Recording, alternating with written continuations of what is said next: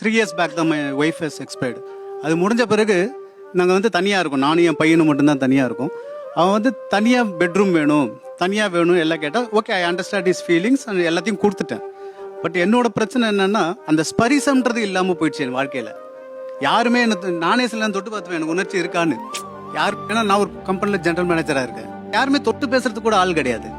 So நம்மளும் தொட்டாலும் பசங்க வந்து பக்கத்துலேயே வரமாட்டேன் சொல்லிட்டு தே வாண்ட் தர் ஓன், தனியாக ஒரு இண்டிவிஜுவலாக ஒரு இடம் வேணும், எனக்கும் உங்களுக்கும் சம்மந்தம் இல்லைன்ற மாதிரி ஒரு ஃபீலிங். அப்போ ஐ ஃபெல்ட் வெரி பேட். எனக்குன்னு யாரும் இல்லையா, எனக்கு ஸ்பரிசத்துக்கு ஆள் இல்லை, உண்மை அதுதான்.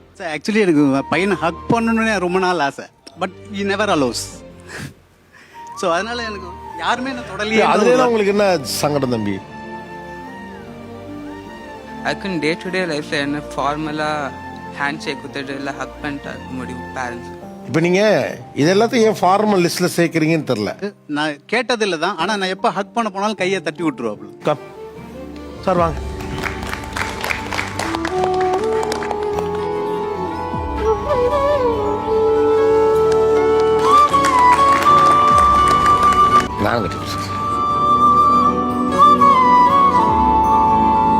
Hugs are more beautiful. Come.